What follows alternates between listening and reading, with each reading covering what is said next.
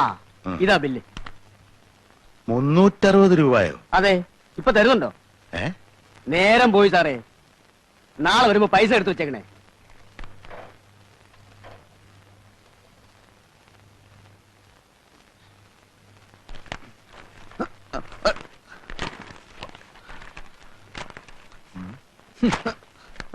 ആരാ മക്കളെ ഇത്രയും പത്രങ്ങൾക്ക് പൈസ കൊടുക്കുന്നത്?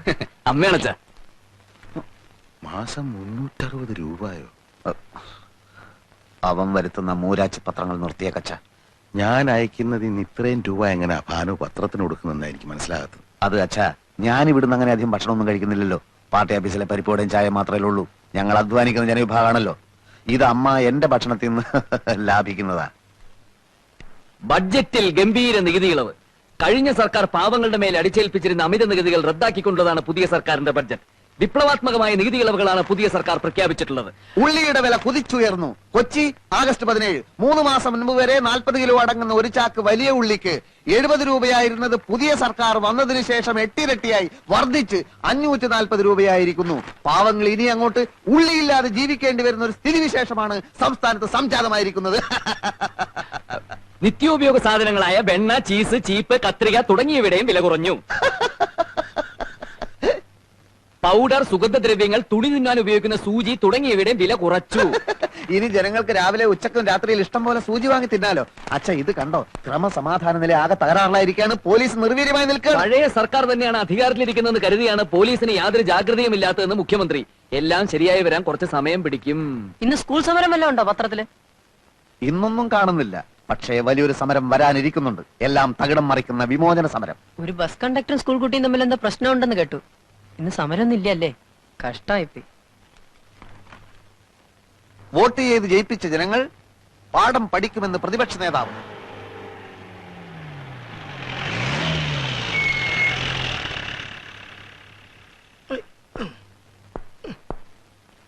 വരാനുള്ളത് വല്ല വിധേനയും വഴി തങ്ങുന്നു കരുതി. പക്ഷെ നടന്നില്ല. കാലിനെന്ത് പറ്റിയാണെന്താ? കാലിനെ പറ്റിയത് വെളിയിൽ നിന്നുള്ള കാഴ്ചയാ. ഷർട്ടൂരിയാൽ ദേഹാസകലം നീലിച്ച പാടുകളാ. ദോഷം പറയരുതല്ലോ. വളരെ ബുദ്ധിപൂർവമായ നീക്കത്തിലൂടെയാ അവരെന്നെ പെരുമാറിയത്. INSPയുടെ ജാഥയ്ക്ക് നേരെ കല്ലേറുണ്ടാവുമെന്നും പ്രൊട്ടക്ഷൻ കൊടുക്കണമെന്നും സർക്കിൾ എന്നെ വിളിച്ചു പറഞ്ഞു.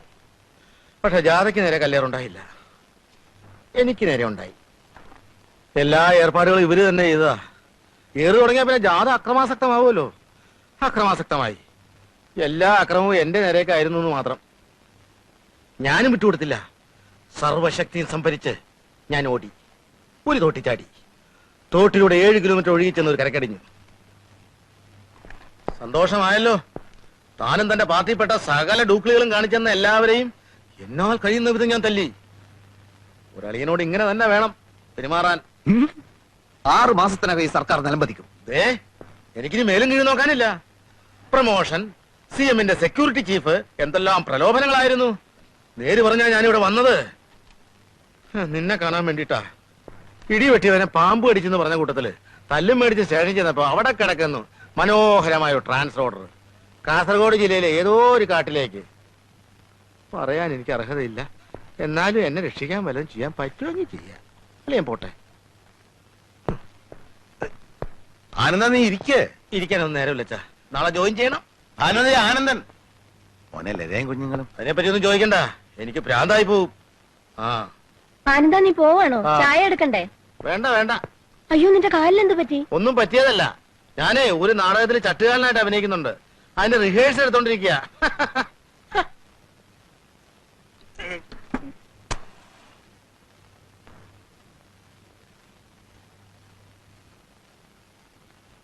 താത്വികമായ ഒരു അവലോകനമാണ് ഞാൻ ഉദ്ദേശിക്കുന്നത്. ഒന്ന്, വിഘടനവാദികളും പ്രതിക്രിയാവാദികളും പ്രഥമദൃഷ്ട്യാ അകൽച്ചയിലായിരുന്നെങ്കിലും അവർക്കിടയിലുള്ള അന്തർധാര സജീവമായിരുന്നു എന്ന് വേണം കരുതാൻ. ഒന്ന്, ബൂർഷ്വാസികളും തക്കം പാർത്തിരിക്കുകയായിരുന്നു. അങ്ങനെയാണ് തെരഞ്ഞെടുപ്പ് നമുക്ക് പ്രതികൂലമായി ഭവിച്ചത്. അതാണ് പ്രശ്നം. മനസ്സിലായില്ല. അതായത് വർഗാധിപത്യവും കൊളോണിയലിസ്റ്റ് ചിന്താസരണികളും റാഡിക്കൽ ആയിട്ടുള്ള ഒരു മാറ്റമല്ല. ഇപ്പൊ മനസ്സിലായോ എന്തുകൊണ്ട് നമ്മൾ തോറ്റു എന്നുള്ളത്? ലളിതമായിട്ടൊക്കെ പറഞ്ഞാൽ എന്താ? ഈ പ്രതിക്രിയാവാദകവും കൊളോണിയലിസവും എന്നൊക്കെ പറഞ്ഞ് വെറുതെ കൺഫ്യൂഷൻ ഉണ്ടാക്കുന്നതിനാ. ഉത്തമം ഉണ്ടാതിരിക്കും. സ്റ്റഡി ക്ലാസ്സിലൊന്നും കൃത്യമായി വരാത്തതുകൊണ്ടാണ് നിനക്കൊന്നും മനസ്സിലാവാത്തത്. കോട്ടപ്പള്ളിക്ക് മനസ്സിലായോ? എങ്കിലും ഒന്ന് പറഞ്ഞു തന്നാട്ടെ, നമ്മൾ എന്തുകൊണ്ട് തോറ്റു? കുമാരപിള്ള സാറ് നമ്മുടെ താത്വിക ആചാര്യനാണ്. തൽക്കാലം അദ്ദേഹം പറയുന്നത് നമ്മൾ കേട്ടാ മതി. എടോ ഉത്തമ, ഉൾപാർട്ടി ജനാധിപത്യം അനുവദിച്ചിട്ടുണ്ട്, ശരിയാ. നമ്മളെല്ലാവരും ഒരുമിച്ചിരുന്ന് ദിനേശ് വേടി വലിക്കുന്നതും അതുകൊണ്ടാണ്. എന്ന് വെച്ച് പാർട്ടിയിലെ ബുദ്ധിജീവികളെ ചോദ്യം ചെയ്യരുത്, മനസ്സിലായോ? ഒരു കാര്യം ഞാൻ പറയട്ടെ, പറയൂ. നമ്മുടെ പാർട്ടിക്ക് അടിത്തറയില്ല. പണ്ടൊക്കെ നമ്മുടെ പാർട്ടി എന്ന് പറഞ്ഞാൽ നാട്ടിൽ ആരെങ്കിലും മരിച്ചാൽ അവിടെ ഓടിയെത്തി വിറക് വെട്ടിക്കൊടുക്കും, കുഴി വെട്ടിക്കൊടുക്കും. ഒരു വീട്ടിൽ ഒരു കല്യാണം വന്നാലും ആദ്യാവസാനം നമ്മളവിടെ ഉണ്ടാവും. ഡോക്ടറെ വിളിക്കാനും രോഗിയെ ആശുപത്രിയിൽ എത്തിക്കാനും മുൻപന്തിയിൽ കാണും. ഇപ്പോഴതൊന്നും ഇല്ല. അതുകൊണ്ടാണ് ഞാൻ പറഞ്ഞത് RDPക്ക് അടിത്തറ ഇല്ലെന്ന്. നിങ്ങളോട് അവിടെ ഇരിക്കാനാ പറഞ്ഞത്. അച്ചടക്കമില്ലാതെ പെരുമാറിയാൽ അറിയാലോ, ഞങ്ങളത് പഠിപ്പിക്കും. ക്രിയാത്മകമായ ഈ ചർച്ചയിലൂടെ ഉരുത്തിരിഞ്ഞു വന്ന ഒരു കാര്യം ഞാൻ പറയാം. ഒന്ന്, INSP, അതായത് നമ്മുടെ പ്രധാന എതിരാളി. അവരിൽ ചില കൊള്ളാമെന്ന ചെറുപ്പക്കാർ രംഗത്ത് വന്നിട്ടുണ്ട്. ആളുകൾക്ക് അവരോട് വലിയ മതിപ്പാ. ആ മതിപ്പ് പൊളിക്കുകയാണ് നമ്മൾ ചെയ്യേണ്ടത്. വളരെ കറക്റ്റ്. ഏതെങ്കിലും രീതിയിൽ വല്ല പെണ്ണുകേസിലോ ഗർഭക്കേസിലോ അവരെ പെടുത്തി നാറ്റിക്കുകയാണ് ചെയ്യുന്നത്. ജനങ്ങൾ അവരെ കാർക്കിച്ചു തുപ്പുന്ന ഒരു പരിതസ്ഥിതിയിൽ എത്തിച്ചാൽ നമ്മൾ ജയിച്ചു. 6 മാസത്തിനുള്ളിൽ നമുക്ക് നഷ്ടപ്പെട്ടതെല്ലാം വീണ്ടെടുക്കാം. പരിപ്പോടെ എവിടെയോ? ഇന്ന് പരിപ്പോടെ ഉണ്ടാക്കില്ല സാർ. പരിപ്പോടെ ഉണ്ടാക്കിയില്ലേ? പരിപ്പോടെ ചായയും ബീഡിയുമാണ് ഞങ്ങളുടെ പാർട്ടിയുടെ പ്രധാന ഭക്ഷണം. തനിക്ക് അറിഞ്ഞൂടെ? എടുക്ക പോയി പരിപ്പോടെ ഉണ്ടാക്കി കൊണ്ടുവരാ. പാർട്ടി പറയുന്ന ആദ്യം അനുസരിക്കുക എന്ന് പറഞ്ഞാൽ പാർട്ടിക്ക് അബദ്ധങ്ങളെ പറ്റി ചൂണ്ടിക്കാണിക്കേണ്ടവരാണ്. അതിനല്ലേ നേതാക്കന്മാരുള്ളത്. എനിക്ക് സാറിനോട് പേഴ്സണൽ ആയിട്ടൊരു കാര്യം സംസാരിക്കാനുണ്ടായിരുന്നു. എന്താണ് കാര്യം? ഉത്തമം നടന്നേ, ഇത് പേഴ്സണൽ ആയിട്ടുള്ള കാര്യമാണ്. സാർ വന്നേ. അതായത് എന്താണ്? വീട്ടിൽ നിന്ന് ഭയങ്കരമായിട്ട് നിർബന്ധിക്കുന്നു. എന്തിന്? ഞാൻ പെണ്ണ് കെട്ടണത്രേ. പെണ്ണ് കിട്ടാനോ? അയ്യേ, തനിക്കൊരു ബ്രൈറ്റ് പൊളിറ്റിക്കൽ ഫ്യൂച്ചർ ഞാൻ കാണുന്നുണ്ട്. ഭാര്യയും കുടുംബമൊക്കെ അതിന് തടസ്സാണ്. അച്ഛൻ ഒരേ പിടിപിടിക്കുകയാണ്. കോട്ടപ്പള്ളി, പാർട്ടിക്ക് ഇന്ന് ആവശ്യം കെട്ടുപാടുകളും മറ്റുത്തരവാദിത്തങ്ങളും ഇല്ലാത്ത ഒരു നേതൃനിരയാണ്. പ്രകൃതി നിയമങ്ങൾക്ക് കുറച്ചൊക്കെ നമ്മൾ വഴങ്ങേണ്ടതല്ലേ? വഴങ്ങരുത്. ലൗകികമായ തൃഷ്ണകളെ നമ്മൾ അതിജീവിക്കണം. മാനവരാശിയുടെ നിലനിൽപ്പ് തന്നെ കുടുംബം എന്ന എസ്റ്റാബ്ലിഷ്മെന്റിലല്ലേ? വിഡ്ഢിത്തം. എല്ലാ എസ്റ്റാബ്ലിഷ്മെന്റുകൾക്കും എതിരെയാണ് നമ്മുടെ യുദ്ധം. ഭാര്യ ഉണ്ടാവുക, കുഞ്ഞുണ്ടാവുക, അതൊക്കെ നമ്മുടെ മനസ്സിൽ സ്നേഹത്തിന്റെ വിത്ത് മുളപ്പിക്കുമെന്ന് എവിടെയോ വായിച്ചിട്ടുണ്ട്. അത് വരട്ട് തത്വവാദമാണ്. സഹജീവികളെ, തൊഴിലാളി വർഗത്തെ സ്നേഹിക്കാൻ ശീലിക്കുക. തുറന്നു പറയാം, അടിസ്ഥാനപരമായി നമ്മുടെ പാർട്ടിക്ക് കല്യാണം ഇഷ്ടമല്ല. അപ്പൊ സാറ് കല്യാണം കഴിച്ചതോ? അതിൽ ഞാൻ ഇന്ന് ഖേദിക്കുന്നു. എന്നാ പിന്നെ ഇപ്പൊ ഭാര്യ ഉപേക്ഷിക്കരുതോ? തന്റെ കാര്യമാണ് നമ്മളിപ്പോ ഡിസ്കസ് ചെയ്യുന്നത്. പറയുന്നതൊന്ന് പ്രവർത്തിക്കുന്ന വേറൊന്നും. ദൈവമില്ല, അമ്പലമില്ല എന്നൊക്കെ വിളിച്ചു പോകും. എന്നിട്ട് ആരും കാണാതെ തലയിൽ മുണ്ടും പോയിച്ച് ദൈവത്തെ തൊഴാൻ പോകും. ആര്? സാറ് തന്നെ. തൃച്ചമ്പടി അമ്പലത്തിൽ എന്നും കാലത്ത് സാറ് തൊഴാൻ പോകുന്നത് ഞാൻ കാണാറുണ്ട്. താനിതെങ്ങനെ കണ്ടു? ഞാനൊരു രഹസ്യമായിട്ട് തൊഴാൻ പോകാറുണ്ട്. എന്നാലേ ഇത് തൽക്കാലം നമ്മൾ രണ്ടുപേരും മാത്രം അറിഞ്ഞാൽ മതി. താൻ വേണേ കല്യാണം കഴിച്ചോളാം. പക്ഷെ ഒരു കാര്യത്തെ തനിക്ക് നിർബന്ധം വേണം. എന്ത്? നമ്മുടെ പാർട്ടി നയങ്ങളെയും ആദർശങ്ങളെയും ബഹുമാനിക്കുന്ന ഒരു പെൺകുട്ടിയെ വേണം കല്യാണം കഴിക്കാൻ. അത് 100% ഞാൻ ഉറപ്പ് വരുന്നു. എന്നാ താങ്ക് യു.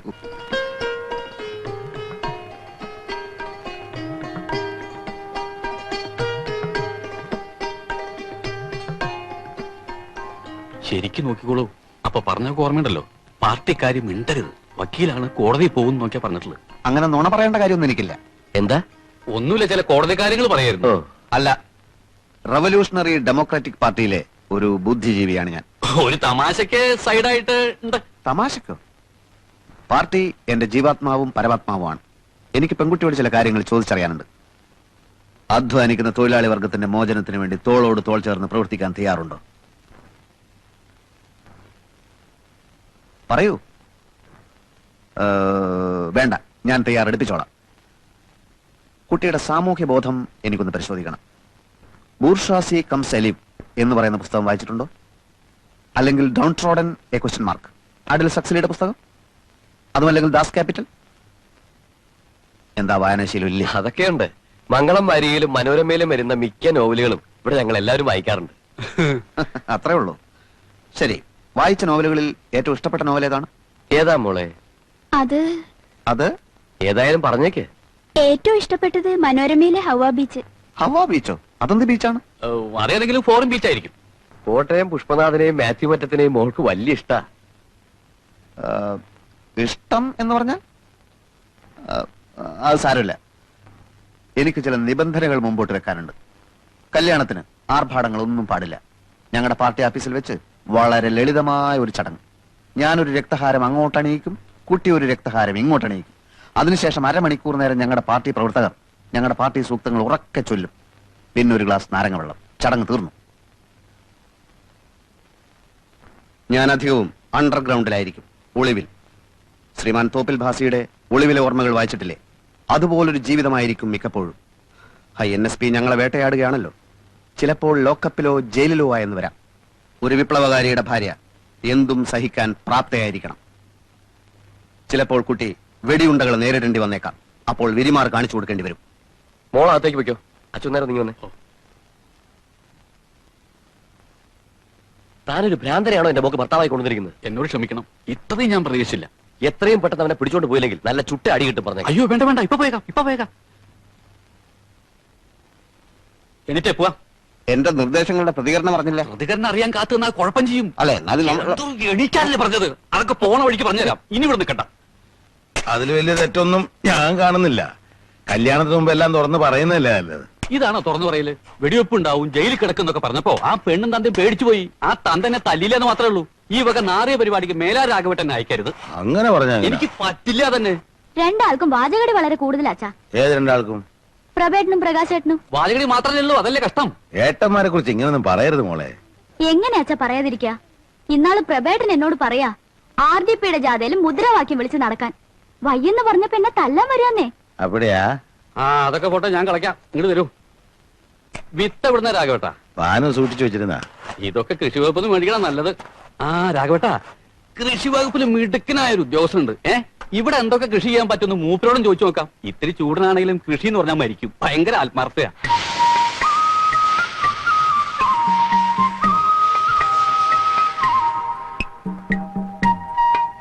കണ്ടില്ലേ, വളമല്ലത്, കീടനാശിനിയാണ്.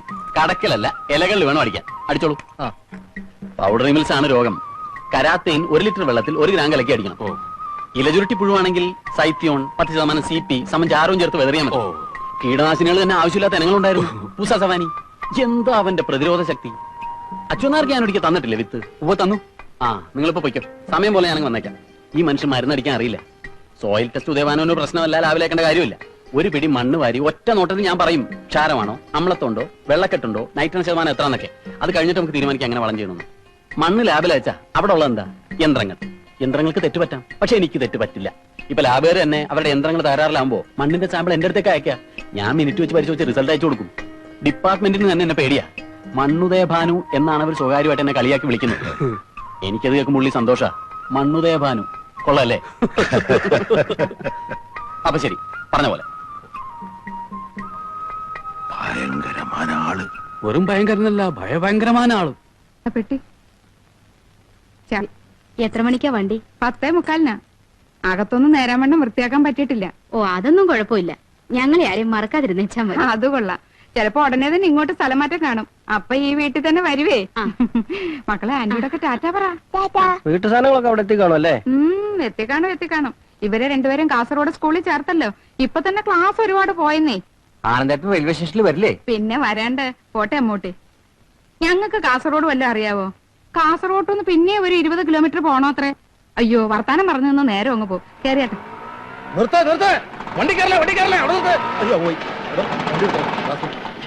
എന്താ? അയ്യോ, എന്റെ ജീവൻ പോയില്ലേ? എന്താന്ന്? നിങ്ങൾ സ്റ്റേഷനിലേക്ക് വിട്ടു കാണുമെന്ന് വിചാരിച്ച് മരണ സ്പീഡിലാണ് എന്നെ ഓട്ടോ വിട്ടത്. എന്നെ കാസർഗോഡ് പാറശാലയ്ക്ക് സ്ഥലം മാറ്റി. എന്റെ ഈശ്വരാ, ഇത്രയും പെട്ടെന്ന് പിന്നെ ഒരു സ്ഥലം മാറ്റോ? അനുഭവിക്കണ്ടൊക്കെ അനുഭവിച്ചല്ലേ പറ്റൂ നാരായണ. അയ്യോ ആനന്ദേട്ടാ, നമ്മുടെ വീട്ടു സാധനങ്ങളൊക്കെ ലോറി കയറ്റി അങ്ങോട്ട് അയച്ചല്ലോ. എങ്ങോട്ട്? കാസർഗോട്ടേക്ക്. തൊലച്ചു. അതൊക്കെ പിന്നെ അയച്ചാ പോരായിരുന്നു. പിള്ളേരുടെ TC വാങ്ങണ്ടേ? അതെ, അവിടുന്ന് TC വാങ്ങണം. പാറശാലയിൽ സീറ്റ് ഒപ്പിക്കണം. താമസിക്കാനുള്ള സൗകര്യം ഉണ്ടാക്കണം. അയ്യോ, എനിക്ക് ഭ്രാന്തായി പോകും. ഈ രാഷ്ട്രീയക്കാർ എന്നിട്ട് ഫുട്ബോൾ കളിക്കുക. ഈ മുടിഞ്ഞ രാഷ്ട്രീയക്കാരുടെ തലയിൽ ഇടുക്കി വീഴട്ടെ.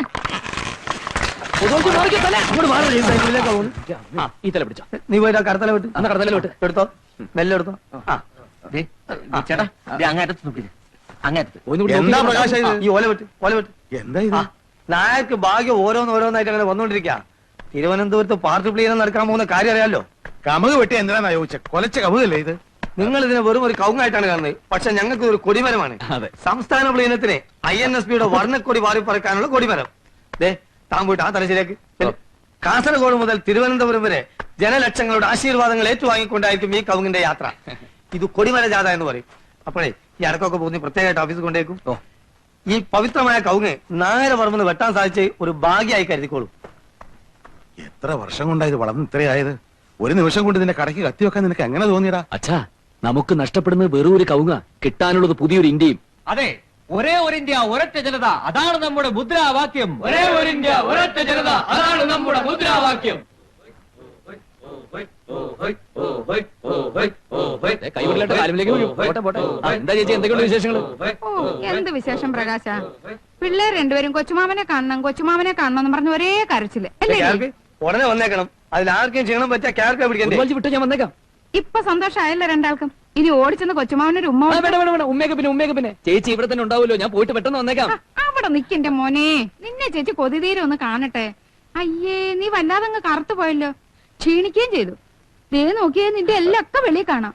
അമ്മ എന്താ നിനക്ക് ശരിക്കും ഭക്ഷണം ഒന്നും തരുന്നില്ലേ?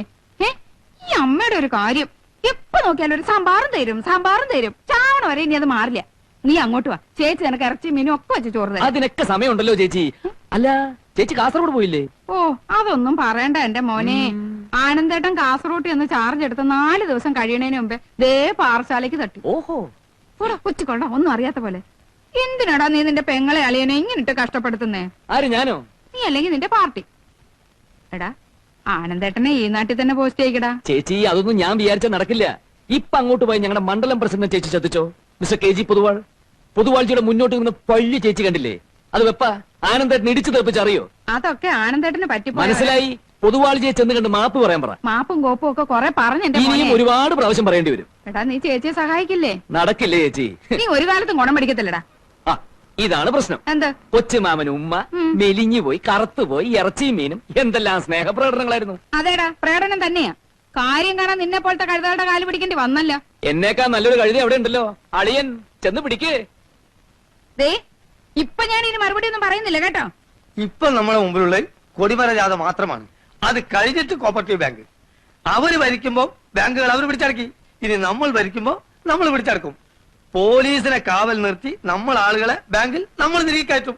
എന്താ പോരെ? അത് ചെയ്തേ പറ്റൂ സാർ. ഏതോ കെ ജി പൊതുവാളിന് ആരെങ്കിലും കളി പഠിപ്പിക്കണം. ഈ 4 കാലിന് ആരെയും നീന്തം പഠിപ്പിക്കണം. അതിന്റെ ആവശ്യമില്ല. അവനാ ഞാൻ അടുത്ത സ്ഥലം മാറ്റി ആനന്ദൻ. അവൻ എന്തിനുള്ള പുറപ്പാടാണെന്ന് മനസ്സിലാവുന്നില്ല. നിങ്ങളൊരു കാര്യം ചെയ്യും, എല്ലാവരും റൗണ്ടായിട്ട് എനിക്ക് ചുറ്റും നിന്ന് എനിക്ക് സെക്യൂരിറ്റി തരൂ. ബോംബും തോക്കൊക്കെ ഇപ്പൊ ഏത് പോലീസുകാരുടെ കയ്യിലും കാണും. ശരിയാ. ജീവൻ കളഞ്ഞു നിങ്ങൾ നിങ്ങളെ മണ്ഡലം പ്രസിഡന്റിനെ രക്ഷിക്കണം. എല്ലാവരും റൗണ്ടായിട്ട് അപ്പൊ എന്ത് ചെയ്തിട്ടോ കുഴപ്പമില്ല. ഇനി എല്ലാവരും ഇതുപോലെ മുന്നോട്ട് നീങ്ങിയാട്ടെ.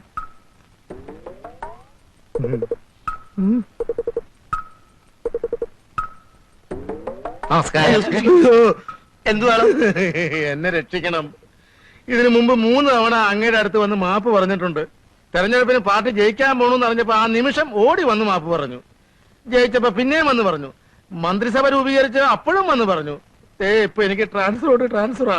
അതെ, കേരളത്തിന്റെ വിരുമാറിലൂടെ നീ ഒരു ഗതി കിട്ടാ പ്രേതം പോലെ ഒഴുകുന്നത് എനിക്ക് കാണണം. ഞങ്ങളുടെ പ്രവർത്തകൻ KRPയുടെ അളിയനായതുകൊണ്ട് മാത്രം തന്നെ ഞാൻ വെടിവെച്ചൊന്നില്ല. റാസ്കൽ. കണ്ണുകൊടും. സാറേ പൊന്നു സാറേ, മാറിഞ്ഞോട്ട്. സാറേ ഞാൻ കാല് പിടിക്കാം. ഓർമ്മയുണ്ടോ അന്ന് ഞങ്ങൾ പ്രതിപക്ഷത്തായിരുന്നപ്പോ ഞാൻ എന്തോ ഒരു കാര്യത്തിന് വേണ്ടി സ്റ്റേഷനിൽ വന്നു. അന്ന് താൻ എന്നൊരു ചാമ്പി ഗെറ്റ് ഔട്ട് അടിച്ചത് ഓർമ്മയുണ്ടോ? ഇപ്പൊ ഞാൻ എന്നോട് പറയുന്നു get out, get out, get out.